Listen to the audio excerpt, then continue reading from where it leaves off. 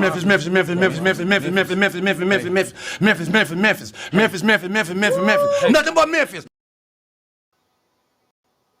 That's right, guys. Nothing but Memphis. Every day, here on the Captain's Log with your host, Brandon, a.k.a. the Captain.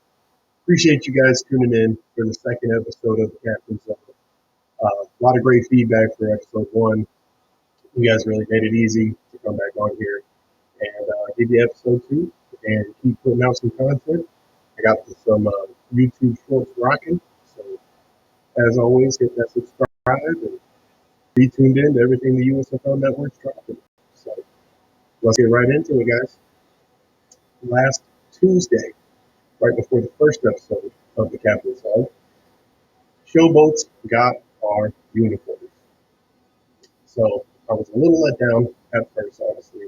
I'll tell you what. The maulers uniform came out about 2 weeks prior, and it was nice. Good black and yellow two-tone. Looked like the purple and orange jersey from before, just black and yellow.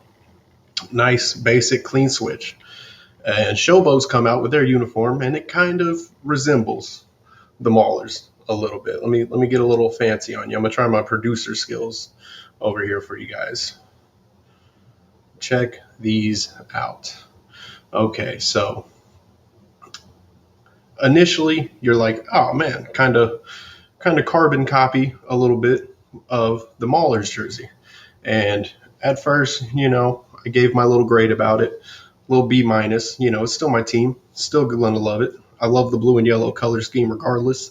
And we still have a top 2, top 3 helmet in the league maybe. So we can hang our hats on that. And I mean, overall, it's been a week now.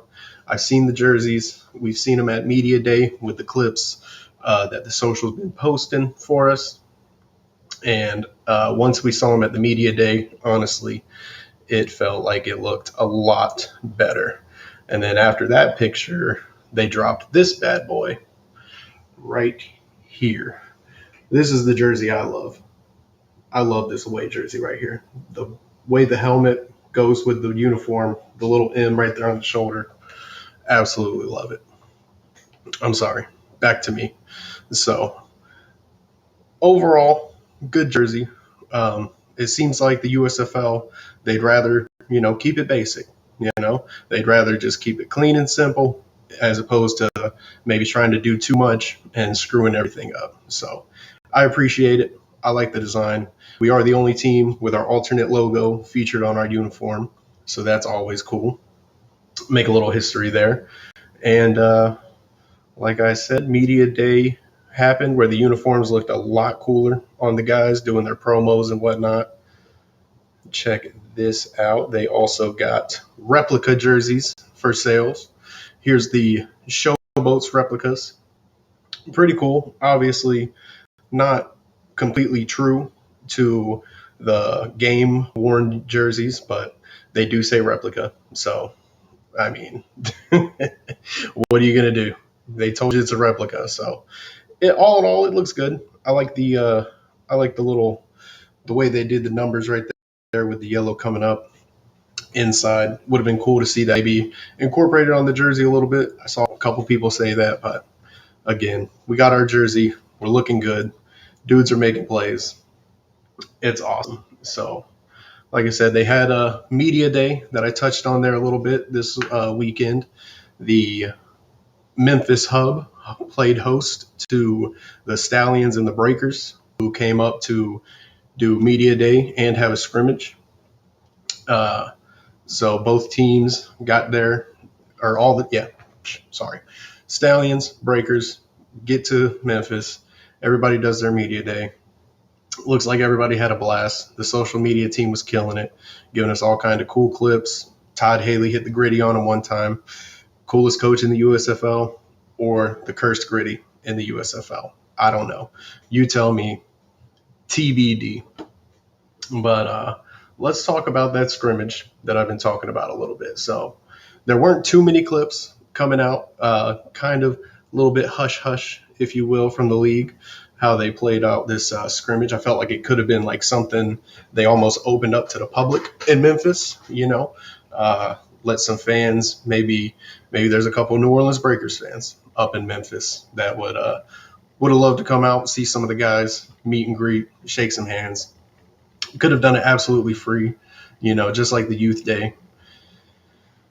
But, maybe a couple years down the road, they'll get a little more involved with the community. They're already making great community strides. Like I said, the youth camp, Webb and Ace hit on it real good in the latest episode of USFL Authority.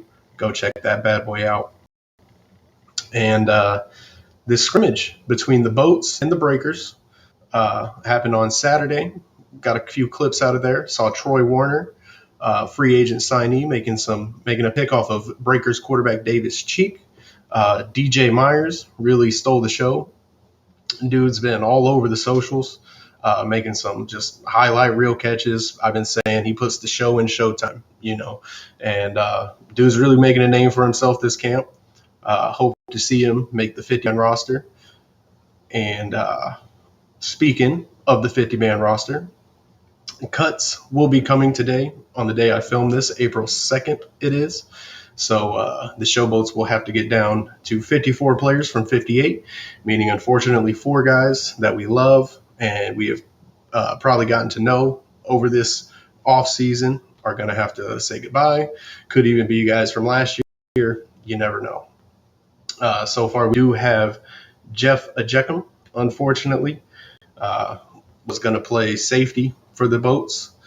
He was released today. He said on his Twitter account, and wish the best of luck to Jeff. I know he did a interview with the USFL podcast guys, so go learn a little bit about Jeff over there. Good dude. Played at Army. Just all around good dude. Sucked to see it, but hey, maybe we can see him on another team somewhere. This league, another league. Jeff's a dog. He gonna land on his feet. He's a big boy. We ain't worried about Jeff. And also Darrell Adams Jr., another free agent signee of this offseason, tight end from Azusa Pacific University. Darrell, again, wish him the best of luck. Another guy that, you hate to see it, man. This is the business of football, especially these spring leagues. Guys come and go. Maybe, again, he can get picked up. Maybe the Breakers saw something. That could have been. That's one thing about these scrimmages. There was almost supposed to be 2 scrimmages, is what I had heard. It's Friday. The hub mates were going to scrimmage together, the Showboats and Gamblers, and the Breakers and the Stallions. But tornado, bad weather in the area of Memphis.